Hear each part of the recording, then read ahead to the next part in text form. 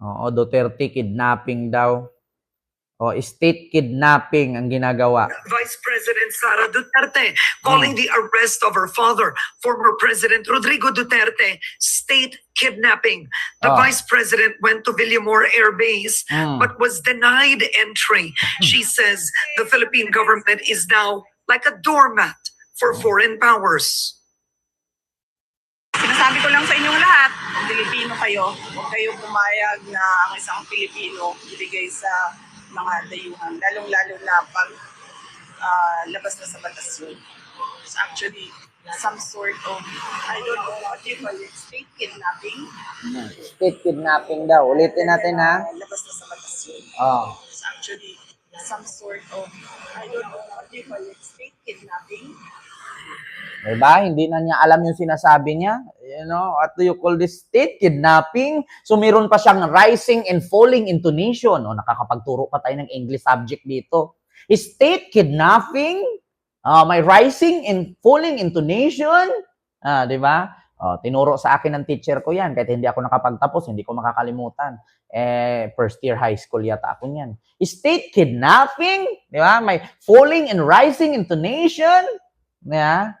Kaya mga kababayan, state kidnapping daw ang ginawa kay Digong. Tanong ko lang mga kababayan, meron bang tinatawag na state kidnapping nang binabasahan ka ng merienda rights? Miranda rights? Merienda rights yun kasi kumain bago binasahan eh. Meron bang state kidnapping yun? Nakasama mo yung mga anak mo, asawa mo? Pinaalam namang mabuti, kinausap namang mabuti. Hindi na po tawag doon kidnapping. Thunders, hindi na kidnapping yun, old napping tawag doon. Paano nasasabing kid? Matanda na si Digong, old napping tawag doon, hindi kid. Thunders napping. Diba? Patawa naman kayo. Paano nyo nasasabing kidnapping? Thunders na nga si Digong. Old napping ang tawag doon.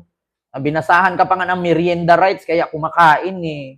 Diba? Merienda rights yon, sabi ni, sabi ko, yun na nga, opo. Yeah? May kasundo yung mga yan. Hindi sila magkakasundo. Yun ang totoo. Ewan ko ngayon, baka nagkasundo na sila dahil sa nangyari sa tatay nila. Noon pa yung presidente ang tatay nila, hindi sila magkakasundo, magkakapatid. Yun ang totoo. Tanong nyo kay Harry Roque. Ay, wag na lang kay Harry Roque kasi fake news pala yun. So ito na mga kababayan, kidnapping daw ang nangyari kay Digong. Ayon kay Sara at kay Katie Duterte. Kidnapping ang ginawa sa tatay namin. So dito na tayo sa kidnapping issue. Pakinggan natin. Ayan na. Interviewin siya dyan. Ang in charge at siya ang nagsasabi kung sino ang pwedeng pumasok at hindi pumasok. Kausap namin yung aming ICC lawyer and sinabi niya this has never happened before. At sinabi niya na May 25, may grab shout out. Inaasahan po naman sa CBBM sa publiko, ano inaasahan nyo? Ano mga paliwanag pa or accusation pa rin? Ano bang inaasahan? ano pa bang pag, diba? Nagbigay nga siya ng statement ng 20 pesos per kilo na bigas. So ano pa bang aasahan natin sa... O, diba? Kay Sara mismo lumabas sa bunganga niya, ha? Statement lang. Hindi pinangako. Sabi ng reporter, anong aasahan? May aasahan ba tayo kay PBBM kasi meron siyang statement ngayon? Sabi ni Sara, nagbigay nga siya ng statement, 20 pesos per kilo ng bigas. Ano pang aasahan natin? Hindi nangako, statement lang. Ngayon ang tanong, kung statement lang pala at hindi pinangako, so anong pinagsisigaw-sigaw ng mga bobong DDS vlogger? Di ba? Yung pangako ni Digong, 3 to 6 months, ubos ang droga, putang ina ninyo, papatayin ko kayo. Naubos ba ang droga? Yun ang singilin ninyo. Ito na. May 25, maraming salamat. Ma'am Rosario Bisin, may galab shout out. Ito na, continue natin. Kidnapping daw eh.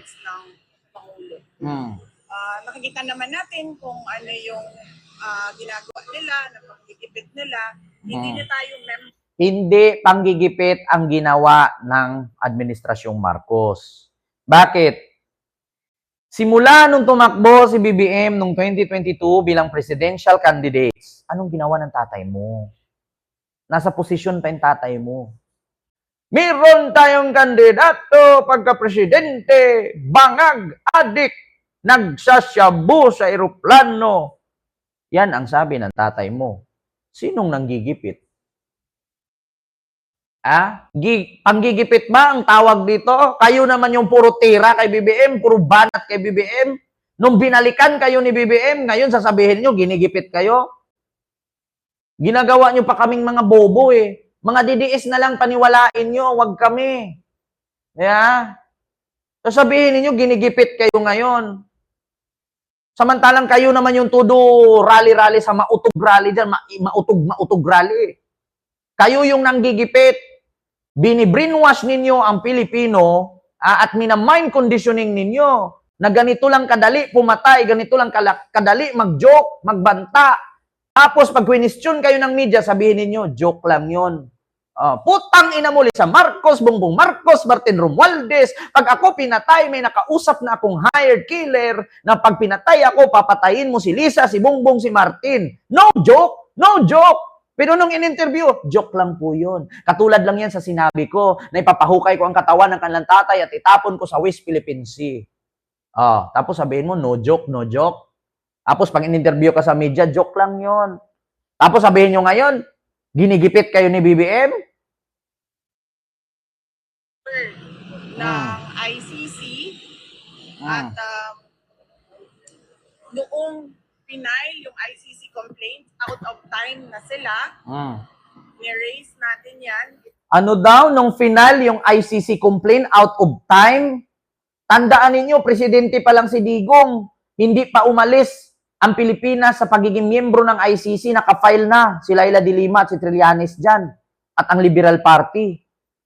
Nung natunugan ni Digong, narinig niya na may ganong file, tinanggal niya ang Pilipinas sa pagiging miyembro ng ICC. Ngayon, kinonsulta ba ni Digong ang mga Pilipino na umalis tayo sa International Criminal Court? Walang consultation si Digong, siya lang nagdesisyon yan. Yun ang totoo. Huwag niyong baliktarin, Day. Huwag niyong baliktarin, Day, yung kwento, Day. Hindi porket nasa power kayo, ay kayo na lang papakinggan. May mga utak din po kami. Ilang beses, wala silang jurisdiction. Pero tayo lang sa buong mundo, ang bayan o bansa na nagko-cooperate sa ICC. Ano daw? Sa buong mundo, tayo lang ang bansa na nakipag-cooperate sa ICC. Baka pag ni-research ko ngayon kung ilang bansa ang miyembro ng ICC, mapapahiya kayo. I-research ko. Ilang bansa ang miyembro ng ICC? Alam nyo, may mga DDS hanggang ngayon bubo pa rin. Mag-research kayo, paniwalaan nyo sinasabi ni Sarah. Tayo lang daw sa buong mundo ang bansa na nakipag-cooperate sa ICC. Pag sinabi ko dito, ilang bansa ang miyembro ng ICC at lumabas dito 100 plus, mapapahiya kayo. Ito na. How many country members of ICC? Dito makikita natin. As of January 2025, countries are parties to the Rome Statute tuloy.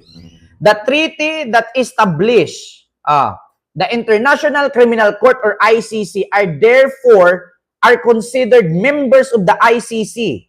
Ito na. African states, 33. Asia Pacific states, 19. Latin American and Caribbean states, 23. Eastern Europe, 19. Tapos sasabihin ni Sarah, tayo lang ang bansa sa buong mundo na nakipag-cooperate sa ICC?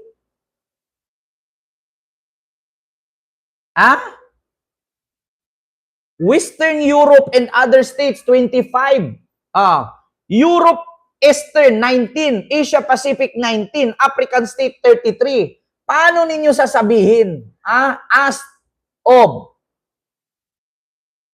January 2025, 124 parties, miyembro ng International Criminal Court. Di ba? Mag-research kayo. Pa hindi kayo masunog. Ang ina nyo. Gagawin nyo pang bobo mga DDS. Bobo na nga. Para tayong doormat. Oh! The Philippines is like a doormat for other countries. Ah. Not just the ICC. No? Kung sino man yung sumasamantala sa ating bayan. Yeah. Nakakalungkot. Nakakalungkot dahil saan ka ba nakahanap ng bayan na yung kanyang citizen mismo ibibigay niya sa dayuhan. Nakakahiya bilang isang Pilipino. Saan ka daw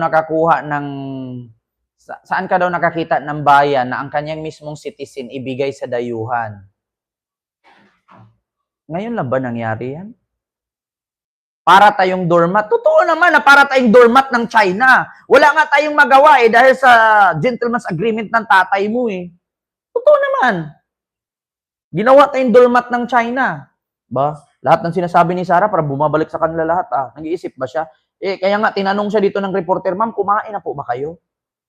Sabi niya, huwag kayong mag-alala, kumain na ako. But when you're able to talk to your dad, kung ano po yung sitwasyon niya bago sa umakyat at yung nakakakit ka siya dito. Nagkausap kami kanina pero medyo choppy kasi yung signal dun sa loob kasi ginajam yung signal. Naintindihan ko lang naman sa kanya, sabi niya na wala tayong magagawa.